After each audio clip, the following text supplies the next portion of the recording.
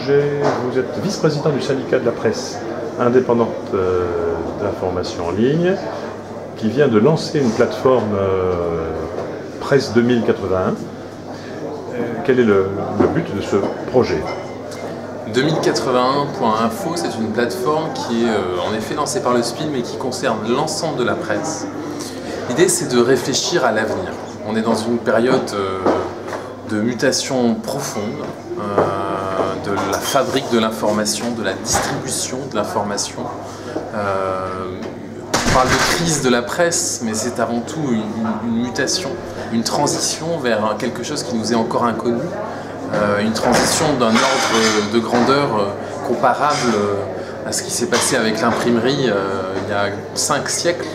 Donc il faut avant tout comprendre, réfléchir, et réfléchir avec tout l'écosystème de la presse, pas seulement les journalistes, mais aussi les éditeurs de presse, les prestataires, les expertises, toute la filière industrielle qui existait sur le monde de la presse papier, qui est à réinventer sur la presse numérique. C'est tout cet écosystème avec lequel nous devons réfléchir pour inventer l'avenir de la presse. Alors pourquoi 81 ? Alors 2081, ça peut sembler un peu loin, mais ça fait référence à plusieurs siècles d'histoire. 1781, c'est le compte-rendu au roi, publié par Necker, qui est le premier objet de transparence sur les comptes publics, à l'époque qui publie les avantages des nobles.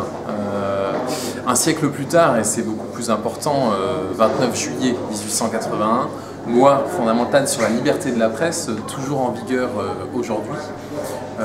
L'imprimerie et l'édition sont libres, premier article de cette loi.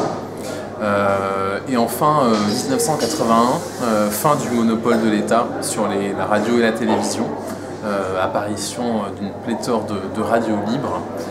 Donc 2080, c'est pour se projeter dans l'avenir, mais en s'ancrant dans ces siècles d'histoire et de lutte de la presse pour sa liberté, pour une transparence, pour une fabrique de l'information. D'où le 2081.info, parce que ce qui nous réunit, c'est quand même l'information.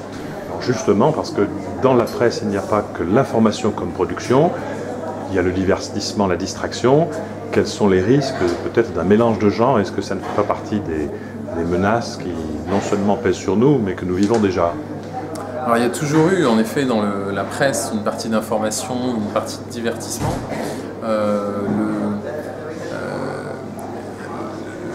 Les modèles sont différents, complémentaires, les besoins sont complémentaires. Il faut simplement comprendre justement et avoir une appréhension de la différence entre ce qui est de l'information et ce qui est du divertissement. Et Internet, là aussi, remet les choses à plat. On perd un peu ses repères parfois. Tout peut sembler être mis au même niveau. Et pourtant, il y a aussi là des règles professionnelles de la fabrique de l'information qui demeurent. Et là, il s'agit vraiment de réfléchir à la fabrique de l'information et pas tellement au côté divertissement de la presse. Mais donc pas la presse seulement dans sa dimension produit ou support, mais dans la fonction de production d'information. Exactement. Très bien. Eh bien, merci. Merci à vous.